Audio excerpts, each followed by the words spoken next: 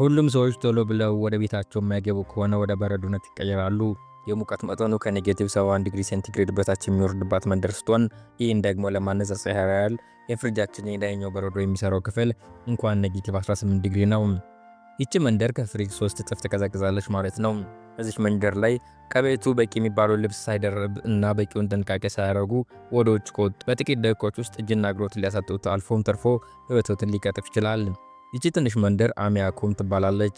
የምትገኘው በሩሲያ አገር የሳካ ክልል ውስጥ ሲሆን እዚህ ሲተነፍሱ እንኳን ድምጽ ያሰማሉ። ድምጹ ከየት ነው የሚመጣው ካሉ በሰውነቱ የሚወጣው ሙቀት አየር ወደ በረዶነት ሲቀየር የሚፈጠር ድምጽ ነው። ኦሚያኮን በምድራችን ላይ በጣም ቀዝቃዛ የሆነ የመኖሪያ ስፍራ ነው። በዚህ ትንሽ መንደር ሰዎች በህይወት ለመቆየት ብቻ ወደ 14 ኪሎ ግራም የሚመዝኑ ልብሶች ደራርቦ ይለብሳሉ። በየቀኑ ከ20 በላይ ልብሶችን ደራርቦ መልበስ እዚህ መንደር ላይ የተለመደ ነው። መንደሯ የሚኖሩ ሰዎች አጋዘን ጸጉር የተሰሩትን ጓንት፣ ጫማ፣ ሱሪ እና ኮት ለብሰው ነው ከቤት የሚወጡት። እዚህ ትንሽ መንደር ውስጥ ከቤት መውጣት በራሱ የመኖር ያለመኖር ጥያቄ ሲሆን ከቤት ወደ ውጭ እንደወጡ በሰከንዶች ውስጥ በረዶ የአይን ሽፋሽፍቶ ላይ መፍጠር ይጀምራል። ከዚያም ቆዳውን መውጋት ይጀምራል። የመንደሩ ቅዝቃዜ ሰዎችንና የዱር እንስሳትን ብቻ ሳይሆን ሁሉን ነገር እንዳይሰራ የሚያቆም ነው። በዚህ መንደር ስልኮች ራሱ በትክክል አይሰሩም። ራሳቸውን ሸዳውን በማድረግ ያጠፋሉ። ለብዙ ጊዜ ከቤት ውጭ የሚቆዩ መኪኖች እንኳን በጥቂት ሰዓታት ውስጥ መስራት ያቆማሉ። መሬቱ ሁሉ ጊዜ በበረዶ የተሸፈነ ስለሆነ ምንም አይነት አትክልትና ፍራፍሬ ሊያበቅል አይችልም።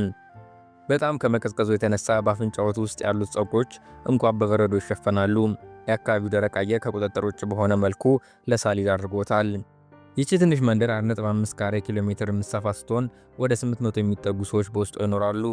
አሚያኮን በተራሮች የተከበበች መንደር ስትሆን እዚህ ምንም አይነት ንፋስ አይነፍስም። ለዛም ነው ቅዝቃዜ ዝም ብሎ የሚቀመጠው።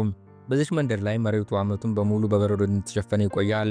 ይህ እንቅስቃሴ መቋቋም የከበዳቸው የመንደሩ ነዋሪዎችም ለሁሉም እኩል በሆነ ርቀት ላይ የሙቀት ማከፋፈያ ገንብተዋል። ይህ ማሞቂያ በድንጋይ ከሰል የሚሰራ ቦይለር ሲሆን ሙቀቱን ወደ አብዛኞቹ ቤቶች በቧንቧ መስመሮች መልኩ ይለቃል። ማሞቂያው ያለማቋረጥ አገልግሎት መስጠት አለበት። አይበለውና ግን አገልግሎት ቢቋረጥ ሁሉንም የመንደሩ ነዋሪዎች አደጋ ላይ ይጥላል። የኦሚያኮን መንደር ቤቶች ከተለመዱት እኛ ከምናውቃቸው የቤት አሰራሮች ይለያሉ። እነዚህ ቤቶች ሙቀትን ለማቆየት በሚረዱ የተለያዩ ቁሳቁሶች ሲሆን የሚገነቡት ከሌሎች የቤት አሰራሮች በተሻለ መልኩ ይሞቃሉ። በዋነኝነት ከእንጨት ሲሆን የሚሰሩት ከማሞቂያ ቦይለር የሚመጡትን ቱቦዎች በክፍሉ ውስጥ እንዲያልፉ ተደርገው ነው የሚሰሩት። በሁሉም የመንደሩ ቤቶች ማለት በሚቻል ደረጃ መግቢያ ላይ ያለው ክፍል ሆን ተብሎ ባዶውን ይተዋል። ለምን እንደዛ ያደርጋሉ ካሉ ይህ ክፍል እንደ ፍሪጅነት እንዲያገለግል ተብሎም ነው። የአካባቢው አየር ከፍሪጅ በላይ ቀዝቃዛ ስለሆነ እዚህ ፍሪጅ አያስፈልግም። በክፍል ውስጥ የሚቀመጡት እንደ ወተት፣ ስጋና ደም ሳይበላሹ እንዲቆዩ የሚፈልጉ ምግቦች ናቸው። የተፈጥሮ ፍሪጅ ነው ማለት ይቻላል። እዚህ ያሉ ገበሬዎች የሚታለቡ ላሞች በተለየ መልኩ መንከባከብ አለባቸው። ለምሳሌ ውጣቸውን ከአደገኛው በረዶ ለመከላከል ዙሪያውን በጨርቅ ይጠቀለላል። ሲታለቡም ሆነ ሌላ ጊዜ ጥንቃቄ መደረግ አለበት። ምክንያቱም ወተቱ ሰውነታቸው ላይ ከደረቀ ጡታቸውን አድርቆ በማጥቆር ሊገላቸው ይችላል። ገበሬዎቹ ከብቶቻቸውን ውሃ ለማጠጣት በጠዋት ወደ ወንዝ ይወርዳሉ። ወንዙ ከተራራው መሃል ስለሚወርድ ብዙ ጊዜ በረዶ አይሆንም። ልክ አጠጥተውት እንደጨረሱ ብርዱ ሳይባባስ ቶሎ ወደ ቤታቸው ይመለሳሉ። የመንደሩ ቅዝቃዜ የደም ስራዎችን በማጥበብ የደም ዝውውርን ይቀንሳል። እያንዳንዱ ውሃ ውስጥ ያለውን ውሃ በማድረግ ከፍተኛ ህመም ያስከትላል።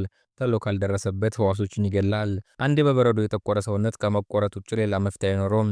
ከዚህ መንደር ልብስን እንኳን አጥበው ቢያሰጡ በደቂቃዎች ውስጥ ወደ ደረቅ በረዶነት ይቀየራል።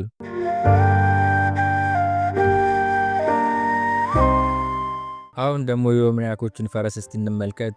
እነዚህ ፈረሶች እዚህ አካባቢ ካሉ እንስሳቶች ልዩ ናቸው። ምክንያቱም እነሱ ብቻ ናቸው አካባቢውን ብርድ መቋቋም የቻሉት። እነሱም ብቻ ናቸው በነፃነት በረዶ ላይ የሚጋልቡት። ፈረሶች በተለየ መልኩ ሙቀት ያለበት ቤት ውስጥ ማስገባት አያስፈልጋቸውም። እስከ ኔጌቲቭ 70 ዲግሪ ድረስ በማታም ሆነ በቀን ብርዱን መቋቋም ይችላሉ።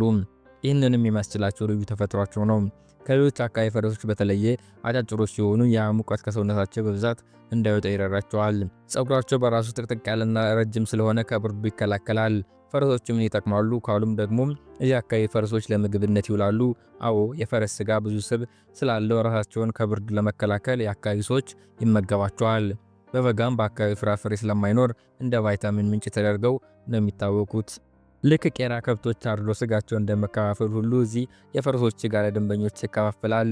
ስጋዎቻቸውንም አቀዝቅዘው በጥሬ ይመገቡታል። በአሚያኮን መንደር ቀኑ 4 ሰዓት ተኩል ብቻ ሲሆን ከዛም ወዲያውኑ ይጨልማል። ቶሎ የሚመሽበት መንደር ቢሆንም ነዋሪዎቹ ምሽቱን እንደ ቀን በመቁጠር ማድረግ የሚፈልጉትን ነገር ያደርጋሉ። መኪና ወደዚህ መንደር ከመምጣቱ ቀደም ብሎ ሰዎች በፈረስ ከብትና አጋዘን በመጠቀም ነበር ከቦታ ቦታ የሚያጓጉዙት። አጋዘን በአካባቢው ከፍተኛ አገልግሎት ያለው ሌላኛው እንስሳ ነው። ወተቱን ይጠጣሉ፣ ስጋውንም ይበላሉ። በመንደሩት የሚኖሩ ሰዎች አብዛኞቹ አርብቶ አደሮች ሲሆኑ ጥቂቶቹ ደግሞ አዳኞች ናቸው።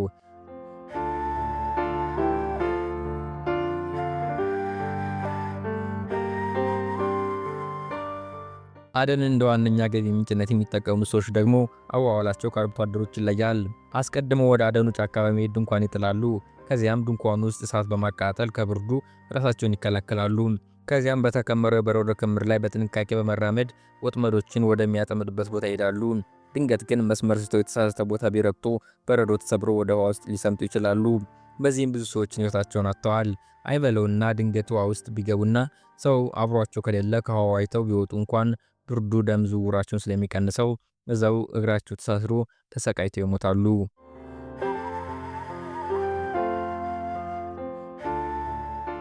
በዚህ ሁሉ አደገኛ ህይወት ውስጥ እያለፉም ቢሆን እንኳን አደናቸውን ይቀጥላሉ። በአካባቢው ከተለመዱ የአደን አይነት መካከል አንዱ አሳ ማጥመድ ነው። እዚህ ሰዎች አጥምደው ከውሃ ሲያወጧቸው ውጪ ባለው ቅዝቃዜ ምክንያት ወዲያውኑ በሰከንዶች ውስጥ አሳዎች ይሞታሉ።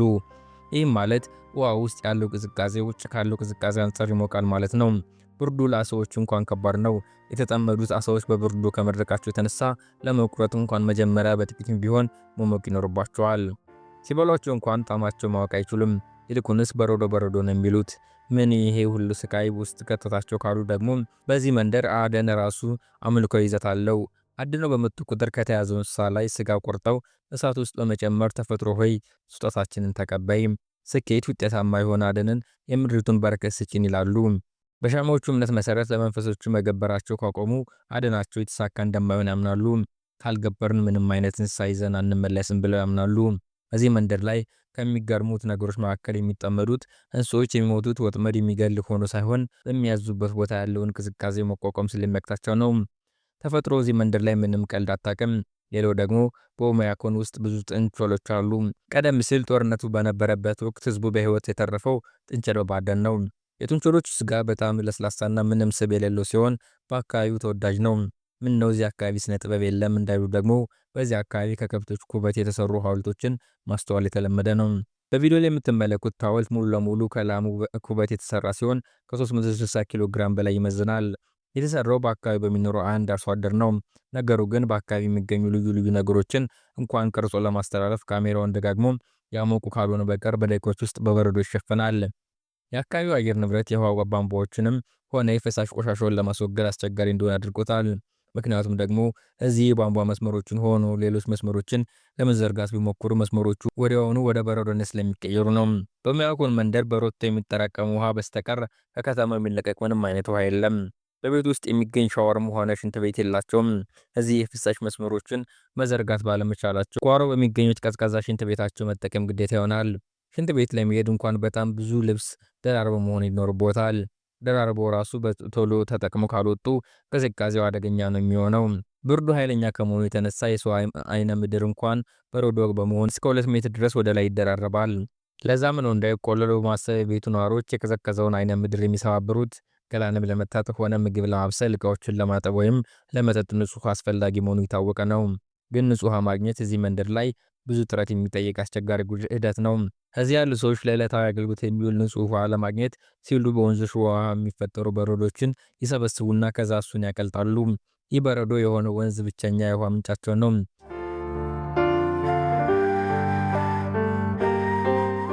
ኪዝል በመባል የሚታወቅ መሳሪያ እየተጠቀሙ በረዶን እየቆራረጡ ለማጓጓዝ ያዘጋጃሉ።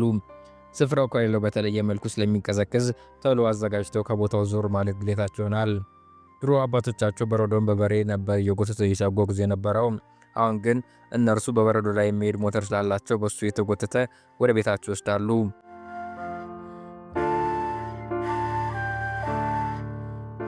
በዚህ መልኩም ለ2 ወይም ለ3 ሳምንት የሚበቃቸውን ውሃ ወደ ቤት ያጓጉዛሉ። ከዛም ቤት ወስደው በበርሜል ውስጥ በማቅለጥ ይጠቀማሉ። በዚህ መንደር ውስጥ መታጠብ የሚጀምረው ቧንቧን በመክፈት ሳይሆን እንጨት በመፍለጥ ከዛ እሳት አቀጣጥሎ ውሃ በማሞቅ ነው። እዚህ ገላ መታጠብ ራሱ ከ4 እስከ 5 ሰዓታት ይወስዳል። ታጥበው እንደጨረሱም በፍጥነት ይለባብሳሉ። ይህ ሂደት በየሳምንቱ ቢያንስ አንድ ጊዜ ቅዳሜ ወይም እሁድ ይካሄዳል።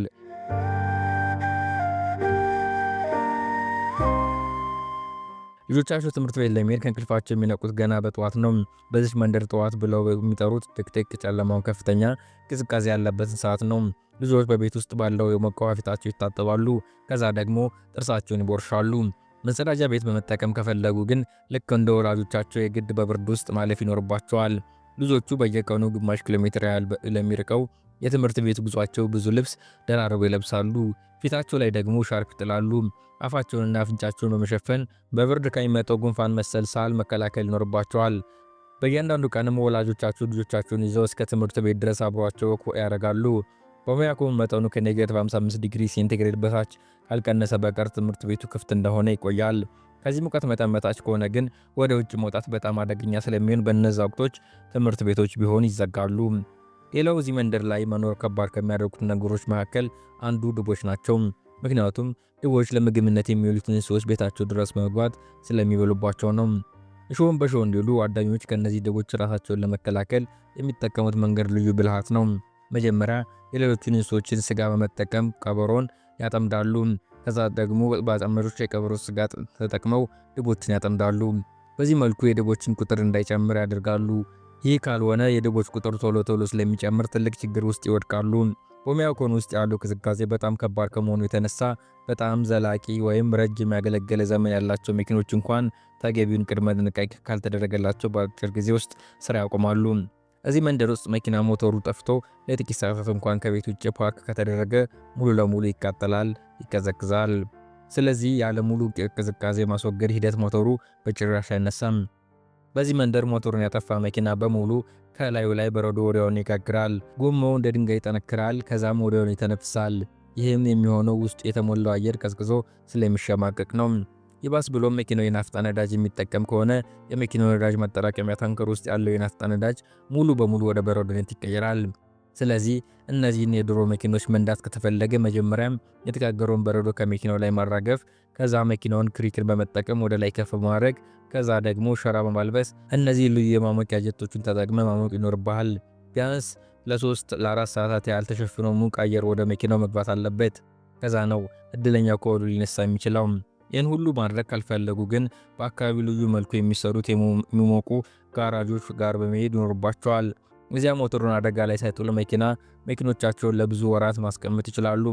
በሩ በደም የተሸፈነ ስለሆነና ግድግዳው በብዙ ብርድ የሚከላከሉ ቁሶች ስለተሰራ በዛ ላይ ደግሞ ጋራጁ የሚያሞቅ ቱቦዎች ተገጥሞለታል።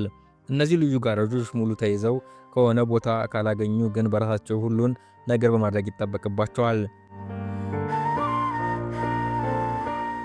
ያስታውሱ፣ በሙያኮን መኖር ማለት ተፈጥሮ አሸንፎ ሳይሆን ከእሷ ጋር ተስማምቶ መኖር ነው። በአምልኮ ስርዓታቸውም ተፈጥሮ ሰጪ እንደሆነች አጥብቀው ያምናሉ። ይህ ደግሞ ቅዝቃዜን መቋቋም ወይም ሰርቫይቭ ማድረግ ብቻ ሳይሆን አብሮ መኖር ማለት ነው። የዓለማችንን ቀዝቃዛውን ስፍራ ሰው የሚኖርበት መንደር አብረውን ስለጎበኙ እናመሰግናለን። በሌላ ቪዲዮ እስክንገናኝ ቸር ሰንብቱ።